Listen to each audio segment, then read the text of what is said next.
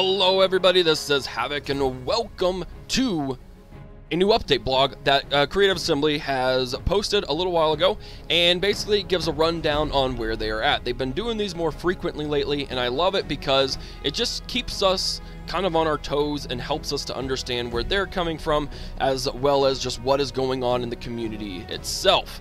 So what we've got today is I'm going to focus this video on the historical new content team section of the blog. The entire blog will be down below. I am going to break this up into a series of videos, so it's not one long thing, rather it's kind of focused. So if you want to watch this part, then you can. If you want to read or listen to what I want to talk about with the standalone, you can do that, etc., etc. So this is the historical new content team section. The most recent update, or the most recent project team to kick into full production, is now working on a particularly large campaign pack DLC for one of our more recent historical releases. It's an expansion we've been wanting to do for a while now, so we're very happy that we've been able to get it into the schedule for later in the year. At the moment, the team is building art content and working on the update for the main game needed to accommodate the new expansion. We will certainly be sharing more details when we can. So, just in case you guys didn't know, Creative Assembly a while back, and a lot of people claim this was just PR talk and that, you know, no one really knows where they're at and they could be not nearly as far ahead as they say they are, etc., etc. So what they said, they came out a while back. I don't even remember what the blog title was or anything. I could go back and look, but they said they are working on Warhammer. They are working on the next historical title, the major historical release. And then they're also going to be working on potential expansions for the most recent titles, aka I think probably Rome 2 and Attila. Maybe Shogun 2, but I don't even know that they would go all the way back to Shogun 2. So basically Rome 2 and Attila. They didn't come out and say it, but those are the two most recent. It just seems to work. They've introduced a lot of new mechanics that a lot of Total War players approve of, and that sort of thing. So, with this historical new content team, they are talking about a campaign pack DLC. So much like The Last Roman or Age of Charlemagne, Caesar and Gaul, you know, that kind of stuff. And so right up now is a picture of the content that they said they are working on. And I kind of want to just break this down. I was actually talking with Petilius, who, if you don't know, is the PR guy and one of the main modders for the Ancient Empires thing.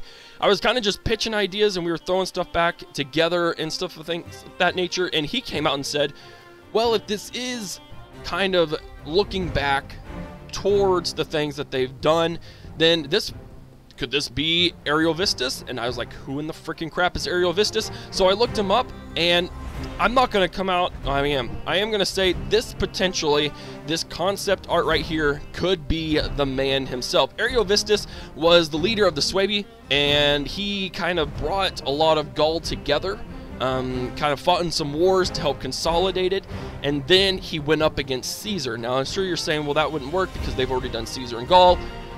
We'll just have to see, but this artwork, so I was looking him up, doing some things. The artwork on the shield is the Cherusci faction, very similar to the faction flag of the Cherusci from Rome 2, with the 3 arrows on top, probably symbolizing the Germanic forest trees. Could be completely wrong, and I'm sure some people will call me out on it. But I tried looking up some more artwork for Germanic tribes, couldn't really find anything that matched this specific shield, but that doesn't mean anything particularly. Also, if you take a look at the guy here, he is very much in a Romanesque style chainmail. He's got the gladius style short sword, his helmet, and if you look up Ariovistus, if you see any pictures of him, more often than not, he is depicted wearing a helmet with some crow wings on top of it. That's just, I've seen 4 or 5 different pictures. You'll probably see stuff pop up. He's got the big beard. I just think this is him. So it'll be interesting to see what they do if this is the case, because this basically, you could play this expansion, if this is what it is, and it leads straight into Caesar and Gaul, which I think would be pretty interesting to do. Just kind of playing focusing on the Germanic Gaulish side. Gaulish? Yeah, I think that's how you say it. kind of uniting the frontiers before Caesar comes and potentially being able to push Caesar back. I think that would be a really cool kind of micro campaign. It says it's a large campaign pack though, so I don't know what that means. I mean, I think it'll be more than just the micro campaigns, because that's kind of what they're focusing on now. But I don't know, this is all speculation, so I could be completely wrong. I just think this will be set in Rome 2, and as they mentioned, they're going to have to update the main game to accommodate that. And I feel that if they did something in Attila, they would have to rework so much stuff. It would be more than just an update to bring Attila into the Rome 2 setting. So that means I think we will most likely see a large campaign DLC for Rome 2, which is great because I love Rome 2. I loved Rome 2 aside from its launch, which was really, really iffy. But there's a lot of game mechanics in Rome 2 that I really enjoyed playing with, and I think it just makes sense to go back to Rome 2 based on this artwork alone. Again, this is concept art. This is one small piece, but I think based on what it looks like and the things they are showing off, it's just going to point back to it. So you guys let me know what you think. Ariovistus, look him up. He's a pretty cool dude. Well, he's pretty badass, I think. But he definitely just kind of fits the bill. It fits the bill based on what I'm seeing and what I'm looking at, and from the quick, 20 minutes of research that I have done. Again, all speculative, nothing is certain, and we will find out more.